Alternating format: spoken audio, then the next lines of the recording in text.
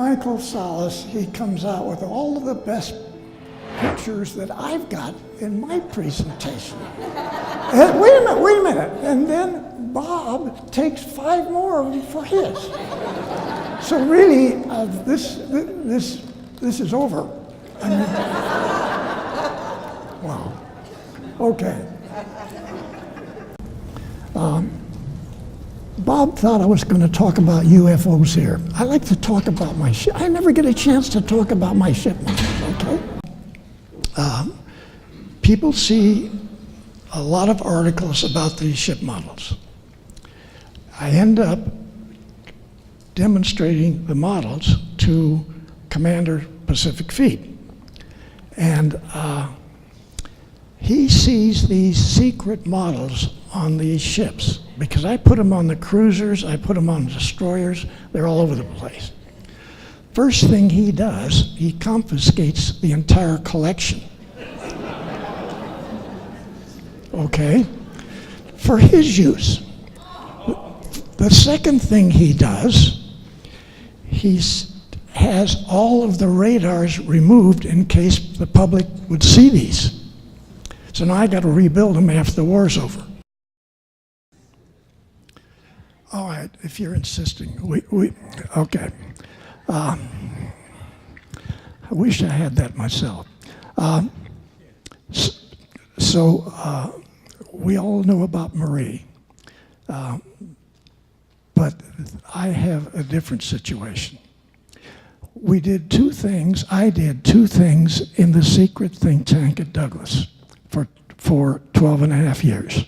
One was all this concept designing of these different types of space vehicles after the mission had been designed, created. In other words, I was creating all these different type of missions that the Navy, the Space Navy doesn't even exist. The other half of this is where the government formed NASA. And they picked up a lot of people from Germany in paperclip. But remember, we're 7 years before NASA even got created. So we're way ahead of anything that NASA's doing. But we did get a contract for the S4B stage, which is the top controlling stage for the Apollo. Okay, so now this is the Apollo program. You have to hear what Apollo really was supposed to be. Everybody listening? Wow. Okay, you know the first phase. You go up there, you take your pictures, you pick up the rocks, and you come home, right? All right, that's not it. Second stage, we designed in this secret think tank what would be hundreds of 500-man Navy experimental and operating facilities on all of the planets in the solar system or their moon. Okay? Phase 3, go out into the galaxy to the 12 closest stars, do the same thing with them. Except we found Alpha Centauri, the closest star, actually has 2 stars. So the radiation factor is going to be prohibitive, so we're only going to go to the 11 closest stars. Now, a second part of that third was that we were going to go commercial out in the galaxy and use the Navy to do it. Fourth phase, go out into the full galaxy, plural galaxies. Do both, okay? United States developing commerce, space commerce, getting with the extraterrestrials, that people that we know out there and work with them.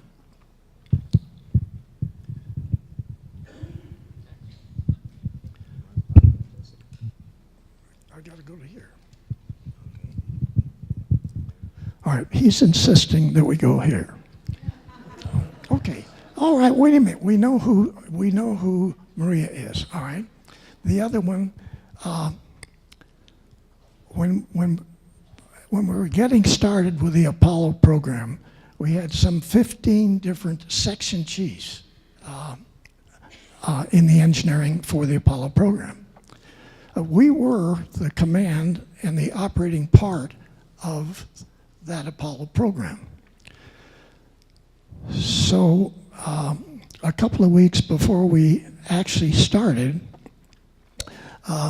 3 guys came in and landed over at Las Vegas, and they were there for almost 3 weeks.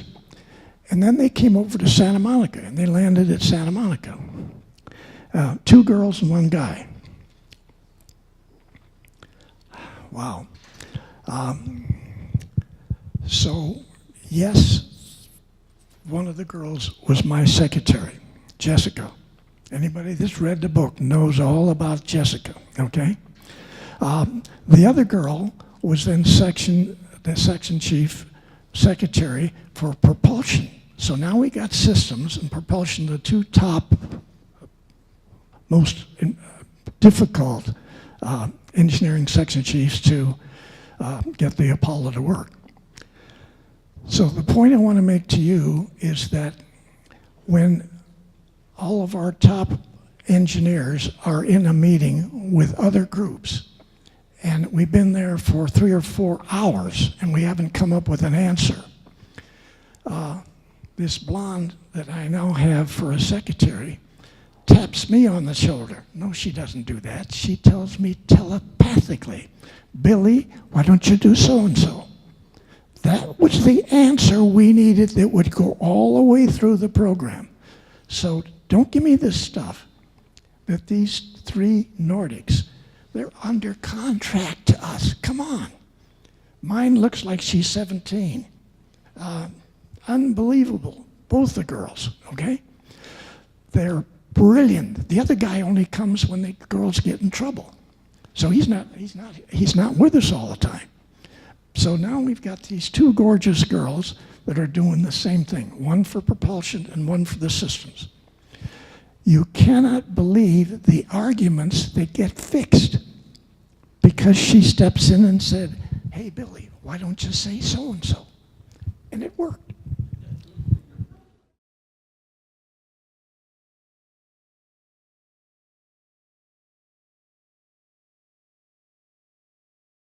TV operative, spy, had gotten into Germany, and he ran into things that were totally unreal.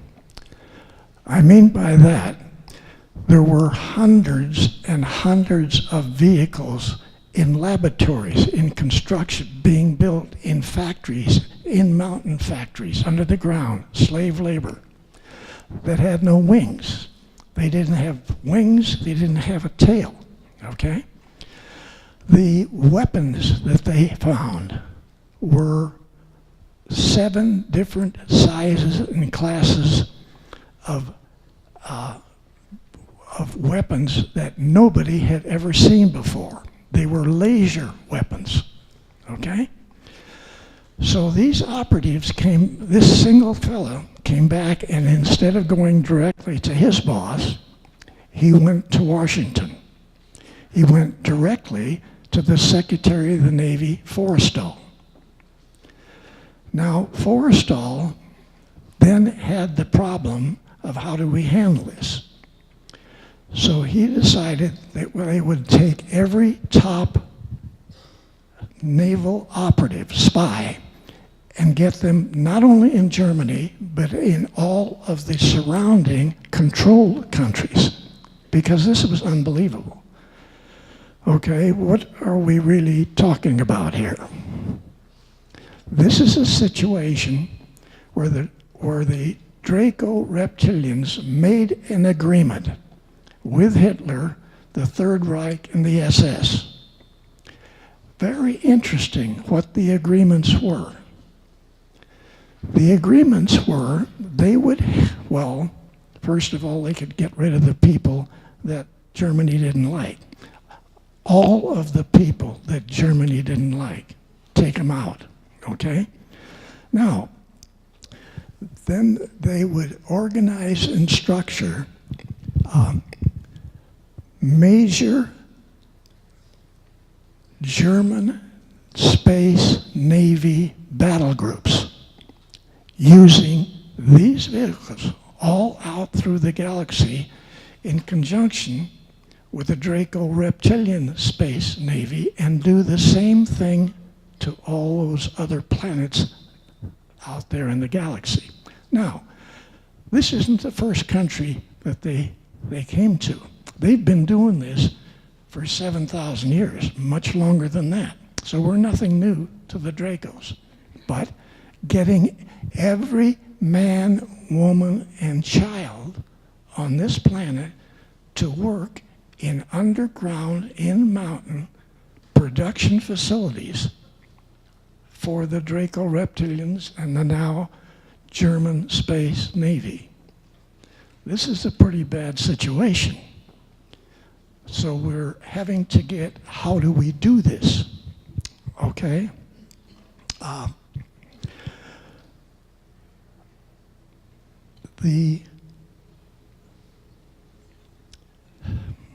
This is hard to say. I'm sorry, this is hard to say because you're not going to like it. Who's going to do this? So the Secretary of Navy gets tapped on the shoulder. Okay? He was told that they would have to select a different kind of a person than any Navy officer who had ever been through Annapolis. No Navy officers could head up this massive, most important mission that the Navy has ever had in the 240 years history of the Navy. Wow. A fellow was selected that's not even an American. He's an Australian. Came over here with his family. Went to school here. Got into the second year of high school, quit, and went into the Navy. Wow. Worked his way up. He's now a full commander. All right, what happens next? This situation then takes a different twist. This means that every officer in the United States Navy throughout its history has been given misinformation in the books that they get taught. What's that all about? All right.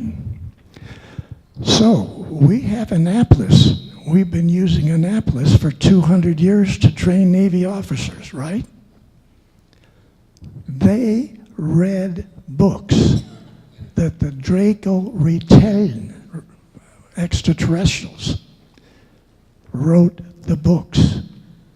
So now, every PhD on this planet, science, history, medicine, doesn't make any difference, has been given books which were lying about the truth of that field by the Draco reptilians. Now this is pretty staggering, what we're saying here, okay? This is no joke. So, the Secretary of the Navy selects Admiral Riccobotta, who was just a commander. First thing he did was made him a captain. He was a captain for 2.5 weeks. He made him a 1-star admiral. You won't believe what he did, the first thing he did in this subject. He went to the 6 most important aircraft companies in California, Douglas, Lockheed, Northrop, and even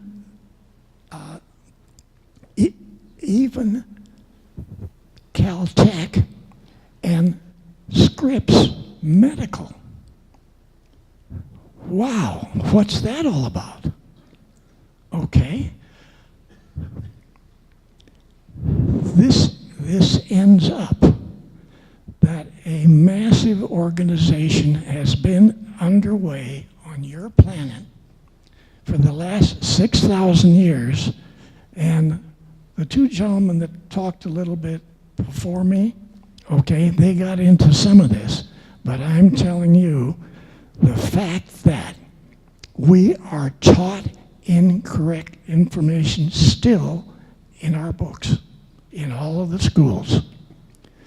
This is being done so that you will not get to the point of knowing who they are and how they're controlling you.